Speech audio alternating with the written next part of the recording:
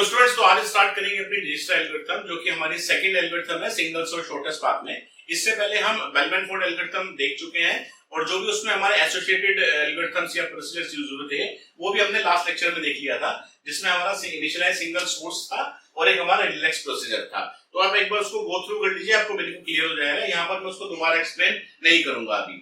अब जो digital algorithm हम पढ़ रहे हैं तो इसमें सबसे पहले एजम्पशन हमारा ये आता है कि इसमें ग्राफ में हम अपनी नेगेटिव वेट एजेस को नहीं लेते हैं। ठीक है, ये एजम्पशन है डिजिटल एल्गोरिथम का। इसलिए यहाँ पर अगर नेगेटिव वेट एजेस हमारी है ही नहीं तो कहीं पर भी हमारी नेगेटिव वेट साइकिल नहीं होगी, जैसे कि बेलमैन फोर्ड की केस में था। यहाँ पर हमारी ग्राफ में सिर्फ पॉजिटिव वेट एजेस है। अगर आप एल्गोरिथम अपनी देखेंगे तो देखिए क्या कहता है, G, W, S ग्राफ दे रखा है, वेटेड ग्राफ दे रखा है क्योंकि वेट्स हैं एक एज के हमारे पास और एक सोर्स वर्टेक्स उसने दे रखी है। यहाँ पर हम एज्यूम कर लेंगे कि जो सोर्स वर्टेक्स हमारी है, लेट्स सपोज वो हमारी है S। ठीक, अब जो हम अपनी डिजिटल एल्गोरिथम को इंप्लीमेंट करते हैं उसके लिए हम अपनी प्रायोरिटी क्यू को इंप्लीमेंट करते हैं। तो प्रायोरिटी क्यू हमारी क्या होती है? प्रायोरिटी क्यू वो क्यू है जिसको हमने हीप से इंप्लीमेंट किया हुआ है। तो उसी प्रायोरिटी क्यू का एक प्रोसीजर हम यहाँ पर यूज कर रहे हैं, एक्सट्रैक्ट मिन प्रोसीजर। एक्सट्रैक्ट मिन प्रोसीजर क्या करता है कि एक क्यू के अंदर आपके पास बहुत सारे एलिमेंट्स हैं, हर एक एलिमेंट की अपनी एक प्रायोरिटी है, तो हम वो एलिमेंट रिमूव भी कर देंगे और उसी एलिमेंट को रिटर्न भी करा देंगे जिसकी की वैल्यू या जिसकी प्रायोरिटी मिनिमम होती है हमारी। देखो, जब भी आप प्रायोरिटी क्यू बनाते हैं तो हम जनरली की वैल्यू बोलते हैं, तो वो की वैल्यू या वो जो प्रायोरिटी है वो कुछ भी हो सकती है। इस केस में हम जो प्रायोरिटी या वो जो की वैल्यू लेंगे वो हम लेंगे डिस्टेंस को। ठीक है, चलिए स्टार्ट करते हैं अपने डिजिटल एल्गोरिथम को। सबसे पहले स्टेप हमारा हो गया initialise single source G, S। जैसा हमें पता है इनिशियलाइज सिंगल सोर्स क्या करेगा कि सोर्स वर्टेक्स में डिस्टेंस हम 0 डाल देंगे और बाकी सभी वर्टिसेस में जो हमारा डिस्टेंस होगा वहां पर हम डाल देंगे इंफिनिटी, यानी कि अभी तक हमारा कोई डिस्टेंस नहीं निकला है और हर एक वर्टेक्स का जो पेरेंट है वो निल है, कोई पेरेंट एग्जिस्ट नहीं कर रहा किसी भी वर्टेक्स का। सेकंड, यहाँ पर हमने एक सेट लिया है, कैपिटल S एक हमारा सेट है। इस सेट को इनिशियली हमने नल से या एम्प्टी से इनिशियलाइज किया है। जो जो वर्टेक्स का हमें शॉर्टेस्ट पाथ मिलता जाएगा कि हाँ भाई इस वर्टेक्स से इस वर्टेक्स तक का शॉर्टेस्ट पाथ हमें मिल गया है, उस वर्टेक्स को हम अपनी सेट में डालते चले जाएंगे। इनिशियली ये सेट हमारा एम्प्टी है तो इस सेट को हम इधर लिख लेते हैं, लेट्स सपोज ये हमारा सेट है जो कि इनिशियली एम्प्टी है। उसके बाद एक हमने यहाँ पर क्यू ली। अब हमने देखिए क्या किया, Q इक्वल्स टू V ऑफ G, यानी कि इस ग्राफ की जितने भी हमारी वर्टिसेस हैं वो सारे वर्टिसेस हमने इस Q में डाल दिए हैं। तो मैं आपके सामने क्या करता हूं, एक क्यू बना लेते हैं अपनी। हम let's suppose this is our Q and let's suppose इस क्यू के अंदर हम सारी वर्टिसेस डालते हैं अपनी S, T, X, Y and Z। ठीक है, अब उसके बाद आप यहाँ पर आए, आपने लिखा U इक्वल्स टू एक्सट्रैक्ट मिन Q। अब एक्सट्रैक्ट मिन हमारा क्या करेगा, इस क्यू में वो एलिमेंट रिमूव कर देगा जिसकी की वैल्यू मिनिमम है। अब यहाँ पर जो की वैल्यू है या वो जो प्रायोरिटी है वो हम बोल रहे हैं डिस्टेंस। तो अभी जो हमारा डिस्टेंस है सोर्स का हमारा 0 है, बाकी सबका इंफिनिटी लिखा हुआ है। ठीक है, बड़े ध्यान से करिएगा। अब यहाँ पर हम ये लिख लेते हैं अपना जो भी हमारा चल रहा है। लेट्स सपोज U हमारा वेरिएबल आया तो U के अंदर हमने कौन सी वर्टेक्स रिमूव कर दी, S, क्योंकि S का डिस्टेंस सबसे मिनिमम था 0 और बाकी सबका इंफिनिटी है, तो इस वेरिएबल U में हमारा S आ गया। उसके बाद आपने इस वर्टेक्स S को इस सेट S में भी डाल दिया, तो इस सेट S में हमारा कितना आ गया, ये वर्टेक्स S इस सेट में हमारी चली गई। ठीक हो गया। उसके बाद वो क्या बोल रहा है, for each vertex V belongs two adjacent of U। अब आपको एडजेसेंट देखनी है इस वर्टेक्स U के, यानी कि इस S के एडजेसेंट कौन कौन सी हैं। तो S के एडजेसेंट आपकी एक तो T है और एक S के एडजेसेंट आपकी Y है। एडजेसेंट का मतलब क्या हो गया, जिन पर आप S से डायरेक्टली पहुंच सकते हैं। तो ठीक है, जो भी उसके एडजेसेंट आई वो वेरिएबल हमने V लिया उसके लिए, एक इसमें हमने T डाल दिया और एक इसमें हमने आपका डाल दिया Y। अब उसके बाद क्या कर रहा है कि वन बाय वन आप हर एक वर्टेक्स को लीजिए जो भी एडजेसेंट है और उस पर वापस से रिलैक्स चला दीजिए। तो लेट्स सपोज अगर हमने पहले T को लिया तो हम क्या करेंगे, रिलैक्स S, T, W जो भी इनका वेट है। तो जब आप इस पर रिलैक्स लाएंगे तो इनिशियली आपका यहाँ पर तो 0 लिखा हुआ है, ये आपका इंफिनिटी लिखा हुआ है, तो infinity is greater than 0 plus 10, यहाँ पर आपका रिलैक्स चल जाएगा। तो आपका सिंपली क्या होगा कि यहाँ से आपका इंफिनिटी हट जाएगा, यहाँ पर आपका आ जाएगा 10 और जो इसका पेरेंट आपका बन जाएगा T का पेरेंट आपका हो गया S। ठीक, अगर आप पेरेंट भी कहीं मेंटेन करना चाहें तो आप कर सकते हैं कि लेट्स सपोज इसका तो पेरेंट हमारा नील है और T का जो पेरेंट हो गया वो हमारा S हो गया, बाकी सबका पेरेंट अभी नील पड़ा हुआ है। या अगर आप इस तरह से नील लिखना चाहें इनिशियली तो लिख सकते हैं कि लेट्स सपोज इनिशियली सबका पेरेंट हमारा नील है और जिसका पेरेंट आपको चेंज होता जाएगा उसका पेरेंट आप लिख लीजिए। तो जैसे टी का पेरेंट आपका एस हो गया तो इसको आप काट दीजिए, अब इसका पेरेंट हमारा एस हो गया। ये खाली पेरेंट मेंटेन करने के लिए हम बना रहे हैं, जरूरत नहीं है इस एग्जांपल में, मेनली ये है। अच्छा, टी का जो डिस्टेंस हमारा हो गया 10, उसको आप जरूर लिख लीजिए, यहां से इंफिनिटी हट जाएगा आपका 10 हो गया। इसका मतलब इसका डिस्टेंस हमारा चेंज हो गया, यानी कि जो प्रायोरिटी क्यू में एलिमेंट्स हैं उसकी की वैल्यू हमारी चेंज हो गई। उसी तरीके से फिर आप दूसरी वर्टेक्स लीजिए अपनी वी। तो जब आपने s वी लिया, सॉरी s y लिया, तो v में आपने y डाल दिया, तो ये आपका है infinity, infinity is greater than 0 + 5। ये भी कंडीशन आपकी ट्रू हो गई, तो ये भी आपका रिलैक्स हो जाएगा। यहाँ से आपका इंफिनिटी हट जाएगा और यहाँ पर आपका कितना आ जाएगा, ये आपका आ गया 5। और जो आपने y के अंदर 5 लिख दिया, तो सबसे पहले आप ये हटाइए, यहाँ पर आपकी वैल्यू 5 आ गई। और जो y का पेरेंट है वो आपका हो गया s, तो यहाँ पर आप इसका पेरेंट भी बना दीजिए कि y का पेरेंट हमने इस s को बना दिया। और यहाँ पर भी अगर आप लिखना चाहें तो यहाँ पर लिख दीजिए कि y का पेरेंट भी हमारा s हो गया है। ठीक, तो ये हमारा लूप खत्म हो गया। इस लूप के खत्म होने के बाद जो कंट्रोल है वापस से हमारा आएगा स्टेप नंबर 4 में, क्योंकि हम फिर से चेक कर रहे हैं कि क्यू अभी हमारी खाली है या नहीं है। जब तक आपका while लूप चलता रहेगा तो क्यू के अंदर अभी भी मेरे 4 एलिमेंट्स पड़े हुए हैं t x y z, अभी मेरी क्यू खाली नहीं है। हम फिर क्या करेंगे, हम फिर करेंगे एक्सट्रैक्ट मिन क्यू। अब एक्सट्रैक्ट मिन क्या होगा, देखो वैसे तो जो भी आपका एक्सट्रैक्ट होता जाए तो उसको आप ऐसे कर सकते हैं कि उस वर्टेक्स को आप शेड कर दें, ठीक है, सो दैट आपको ग्राफ से भी पता चल जाए। अब आपको सिंपली क्या करना है कि वो वर्टेक्स रिमूव कर देंगे जिसका डिस्टेंस मिनिमम है। तो वो चाहे आप यहां से देख लें चाहे आप यहां से देख लें, एक ही बात है। तो मिनिमम वाली कौन सी हमारी y है, क्योंकि y का डिस्टेंस आपका 5 है जो कि मिनिमम है इसमें। अब जब आप ये वापस से लूप चलाएंगे u और v वाला, तो इस u के अंदर आपने क्या डाल दिया, y को डाल दिया। u के अंदर आपका y आ गया। जैसे आपने u उसके बाद ये जो सेट आपका है इसमें भी आप y डाल दीजिए, तो जो सेट आपका हो गया ये आपका हो गया s, y, ठीक है। और आपने क्योंकि रिमूव कर दिया तो आप इसको शेड कर ले। देखो जो जो वर्टेक्स आप रिमूव करते जाएंगे इसका मतलब ये हो गया कि उस वर्टेक्स तक का शॉर्टेस्ट पाथ आपको मिल चुका है, इसलिए हमने उसको रिमूव कर दिया। ठीक, यानी कि y को अगर आपने रिमूव कर दिया तो इसका मतलब y तक का जो शॉर्टेस्ट पाथ है 5 वो ही रहेगा एंड तक। ठीक, चलिए आगे चलते हैं। अब फिर हमने जब इसमें u में आपका y डाल दिया तो फिर इस y के एडजेसेंट आपने देखा, तो y के एडजेसेंट कौन कौन सी है, y के एडजेसेंट आपकी t है, y के एडजेसेंट आपकी x भी है और y के एडजेसेंट आपकी x y z z भी है। ठीक है, तो इसको भी आप लिख लीजिए, y के एडजेसेंट आपकी t भी है, x भी है और z भी है। सबसे पहले लेट्स सपोज आपने t को लिया, तो जब आपने t को लिया तो t में क्या लिखा हुआ है, 10 इज ग्रेटर देन y, यानी कि 5 + 3, distance of y 5 + 3, 10 is greater than 8। ये कंडीशन आपकी ट्रू हो गई।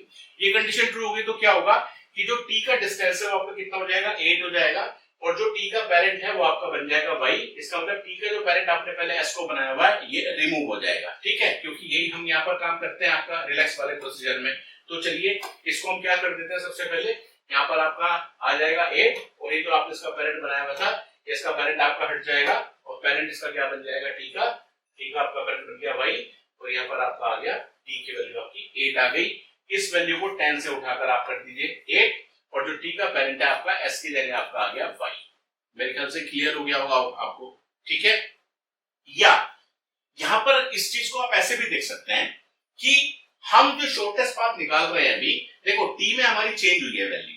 जब हमने सबसे पहली बार ये लूप चलाया था, सबसे पहला स्टेप जब हमारा चला था, तो हमने s से t का डायरेक्ट पाथ देखा था। तो s से t का जो डायरेक्ट पाथ है वो हमको कितना मिला था, 10 मिला था। अब हम क्या कर रहे हैं, अब हम ऐसा देख रहे हैं कि क्या उस वर्टेक्स के थ्रू भी हम होकर देखेंगे जिसका शॉर्टेस्ट पाथ आपको ऑलरेडी मिल चुका है। अब अभी तक हमें शॉर्टेस्ट पाथ किसका मिल चुका है, y का भी मिल चुका है। इसका मतलब अगर आप सोर्स वर्टेक्स आप चले, या तो आप सोर्स से t का देखें, डायरेक्ट पाथ आपका 10 है, लेकिन अगर आप y से होकर भी जाएं तो s से y आप गए, ये 5 हुआ और 5 + 3 कितना हो गया, 8 हो गया। इसलिए हमने मिनिमम वाला ले लिया। ठीक है, तो ये जो एल्गोरिथम है यहाँ पर जो सेट ये मेंटेन कर रहा है या जो भी हम इस तरह से देख रहे हैं, तो उसमें वो यही चीज लेता है कि जिस वर्टेक्स तक का शॉर्टेस्ट पाथ मिल गया या तो उसके थ्रू होकर चले जाओ या डायरेक्टली देखो, तो जो मिनिमम होगा हम वो ले लेंगे, जो कि हमने यहाँ पर ले लिया।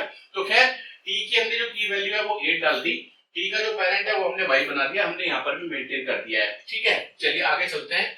अब आप देखिए x को जब आपने देखा तो 5 + 9 14, यहाँ पर इंफिनिटी आपका है तो ये भी आपका रिलैक्स हो जाएगा। तो यहाँ पर आपका कितना आ जाएगा, ये आपका हो गया 40 x की वैल्यू आपकी 14 आ गई, यहाँ पर डिस्टेंस आप कितना डाल देंगे 14, और जो x का पेरेंट है वो आप किसको बना देंगे, इस y को पेरेंट बना देंगे आप x का, तो x का पेरेंट आपका कितना हो गया, y हो गया।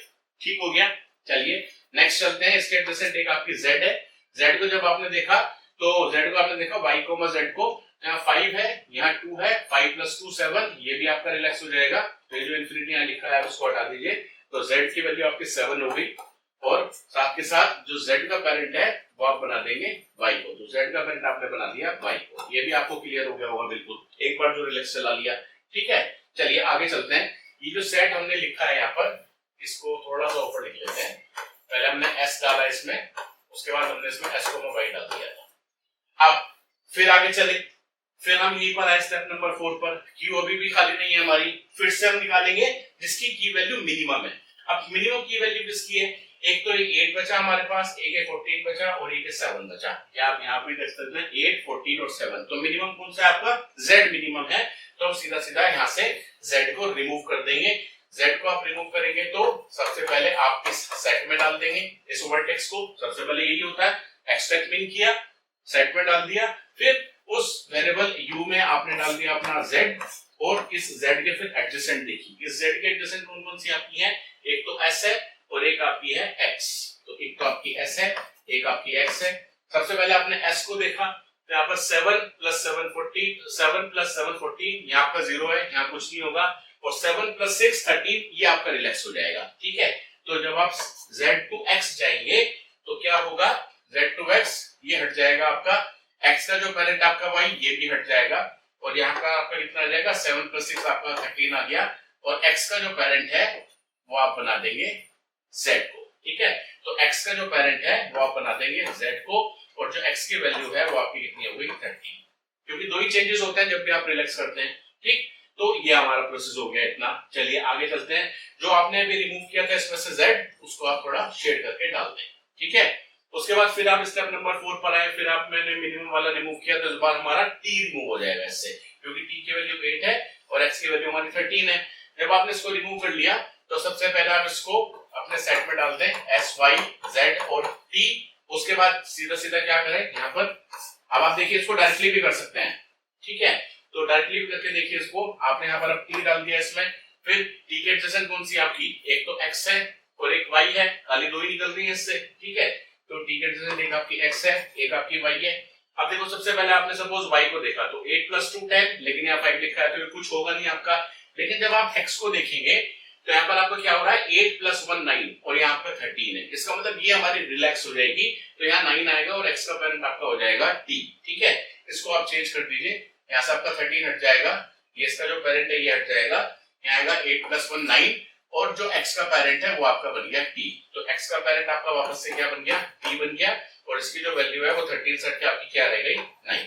ठीक हो गया, क्लियर हो गया बिल्कुल, ये भी रिलैक्स हो गई। उसके बाद जो आपकी फाइनल वर्टेक्स बची वो आपकी सिर्फ, अच्छा t ये आपने रिमूव कर ही दिया था इससे पहले अपना t, तो इसको आप शेड कर लें। अब आपकी फाइनल x बची, x को आप रिमूव कर दीजिए, x को आपने वैसे रिमूव किया तो इस सेट में आप डाल दीजिए, ये सेट आपका कितना हो गया, s y z t और x। अब ये फाइनल आ गया, देखिए आपके सारे वर्टिसेस आ गए इसमें। उसके बाद इस वेरिएबल u में डालिए इसको, आप u में आपने डाल दिया अपना x, यहाँ से x को भी आपने रिमूव कर दिया। x के एडजेसेंट लिख लीजिए कौन कौन सी है, x के एडजेसेंट आपकी कौन सी है, x के एडजेसेंट सिर्फ आपकी एक वर्टेक्स है z। ठीक है, तो x के एडजेसेंट आपकी सिर्फ z है, जब आपने z को लिया तो 9 + 4 13, यहाँ ऑलरेडी 7 लिखा है तो कुछ नहीं होगा। इट मींस हमारा जो ग्राफ है, जो शॉर्टेस्ट पाथ्स हैं वो हमें मिल चुके हैं, और उनकी जो वैल्यू है वो हमारी उन एजेस के अंदर, उन वर्टिसेस के अंदर लिखी हुई है। तो अगर आपको लिखनी भी है तो आप कैसे लिखेंगे, S2T shortest path is 8, S2Y shortest path is 5, S2X shortest path is 9, S2Z shortest path is 7। ये आपके शॉर्टेस्ट पाथ आ गए। ठीक है, अब देखो ये जो शॉर्टेस्ट पाथ आपके आ गए, अगर हम वापस से अभी इसको हम हटाते हैं, यहाँ से वापस से अगर एक बार हम ग्राफ बनाएं, ये देखिए वापस से बनाते हैं, बहुत फास्टली बनाते हैं, थोड़ा रफ भी बनेगा तो कोई इशू नहीं है, समझ में आना चाहिए बस हमें। ये suppose S T X Y Z, ये आपका हो गया 10, ये आपका हो गया 5, ये आपका हो गया 2, 3, ये आपका हो गया 1, दिस इज योर 4, और ये हमने कहा ही था कि जो डिजिटल एल्गोरिथम है उसमें हम जो एजेस लेते हैं वो हमारे साथ पॉजिटिव वेट एजेस हमारी होती हैं। ये आपका हो गया 9, उसके बाद ये आपका हो गया 2, उसके बाद ये आपका हो गया 7। ठीक है, तो ये हमें ग्राफ दिया हुआ है। तो अब देखो यहां से हमें स्टार्ट करना है एस से, तो इनिशियली हमने यहाँ 0 डाला, बाकी अपना सब जगह इन्फिनिटी डाल दिया। अब सबसे पहले क्या करोगे, ऑब्वियसली यहाँ 0 दिखाई दे रहा है तो इसमें से हमने ये 0 रिमूव कर दिया। 0 रिमूव किया तो इसके एडजेसेंट देखो 2 है, 0 + 10 यहाँ 10 आ जाएगा, 0 + 5 यहाँ आपका 5 आ जाएगा। यानी कि होगा क्या कि ये यहाँ से इन्फिनिटी हटेगा, ये हटेगा, यहाँ पर डायरेक्टली हम क्या डाल देंगे 10 और यहाँ पर हम क्या डाल देंगे 5, बाकी जगह मेरा इन्फिनिटी रहा। अब मिनिमम वाले रिमूव कर देंगे, यानी कि मैंने सीधा सीधा 5 को रिमूव कर दिया। अब जब आपने 5 को रिमूव कर दिया और जब आप अब सोर्स वर्टेक्स से बाकी पर पाथ देख रहे हो तो या तो वो डायरेक्ट होगा या y के थ्रू होगा। देखो अब जब आपने y को रिमूव किया तो आपने सीधा सीधा क्या किया कि 5 + 3 यहाँ 8 आ गया आपका। ठीक है, तो इसका मतलब क्या होगा, यहाँ से 10 हटा और यहाँ पर आपका डायरेक्टली कितना हो गया 8 आ गया, और t का वैल्यू इस केस में ये बन गया 5 + 9 कितना हो गया 14 हो गया। तो 5 + 9 आपका 14 हो गया, ये आ गया 14। ठीक है, अब देखिए यहाँ पर जो 14 आपका आया वो कैसे आया, वो ऐसे ही तो आया आपका, क्योंकि या तो आपने सोर्स से लेकर x तक का पहले पाथ देखा था, तो सोर्स से x तक का जो डायरेक्ट पाथ था वो आपके पास एग्जिस्ट नहीं कर रहा था पहले स्टेप में, इसलिए वहां पर इंफिनिटी लिखा था। लेकिन अब वहां पर 14 क्यों आ गया, क्योंकि आप ये वर्टेक्स पर भी अपना कंप्लीशन कर चुके हो पूरा। तो एक ऐसा पाथ भी हो सकता है कि जो डायरेक्टली ना हो लेकिन y से होकर जा रहा हो, यानी कि जिसको मैं निकालता चला जाऊंगा तो वो मेरी एक इंटरमीडिएटरी वर्टेक्स बन जाएगी। तो s से y और y से x आप चले गए, शॉर्टेस्ट पाथ मिल गया, इसलिए मैंने वहां 40 लिख दिया। और y के फिर एडजेसेंट है मेरी z है, तो देखो s से z डायरेक्टली पाथ नहीं था इसलिए वहां इंफिनिटी लिखा है, लेकिन अगर y से होकर जाता हूं तो एक पाथ मुझे मिल रहा है जिसकी वैल्यू मेरी कितनी है 7। तो इसलिए यहाँ पर वो क्या जा रहा है मेरा, यहाँ पर मैं 7 लिख दूंगा, पेरेंट में नहीं बना रहा अभी। उसके बाद ये 8 हो गया, 14 हो गया, 7 हो गया, फिर मैं मिनिमम रिमूव कर दूंगा, मैंने ये रिमूव कर दी। अब देखो जैसे मैंने रिमूव करी हुआ क्या, इसके जैसे आपने देखा 7 + 7 14, ये तो आपके रिलैक्स नहीं हुई, लेकिन जब मैंने देखा 7 + 6 13, इसका मतलब यहाँ मेरा 13 आ जाएगा। क्यों आया 13, थोड़ा सा लॉजिक भी समझने की कोशिश करना इस बार, वैसे समझ में आ गया होगा जो मैं कहना चाह रहा हूँ। यहाँ पर हम 13 डाल दिया क्योंकि अब मैंने देखा s से x डायरेक्ट पाथ नहीं था इसलिए सबसे पहले इंफिनिटी लिखा था, फिर मेरी वर्टेक्स y आई, जब मैंने उसके थ्रू देखा तो 14 हो गया इसलिए मैंने 14 लिख दिया। लेकिन अब जब मैं दोबारा देख रहा हूं मेरी z भी तो एक इंटरमीडिएट वर्टेक्स है, तो मैं s से y पर गया 5 + 2 7 और 7 + 6 30, क्योंकि y और z पर मेरी प्रोसेसिंग खत्म हो चुकी है तो मैं उनको तो यूज कर ही सकता हूं ना इंटरमीडिएट वर्टेक्स की तरह, इसलिए मुझे और शॉर्टेस्ट पाथ मिल गया, तो इसलिए वो वैल्यू आपकी चेंज हो गई। ठीक, तो इसी तरीके से खैर आपकी प्रोसेसिंग हमारे डिजिटल एल्गोरिथम में चलती है। मैं इसके 1-2 एग्जांपल्स और बनाकर डाल दूंगा, आप वो देख लीजिएगा। फिलहाल अगर हम डिजिटल एल्गोरिथम की बात करें तो ये हमारी समझ में आ गई होगी। ठीक है, थैंक यू।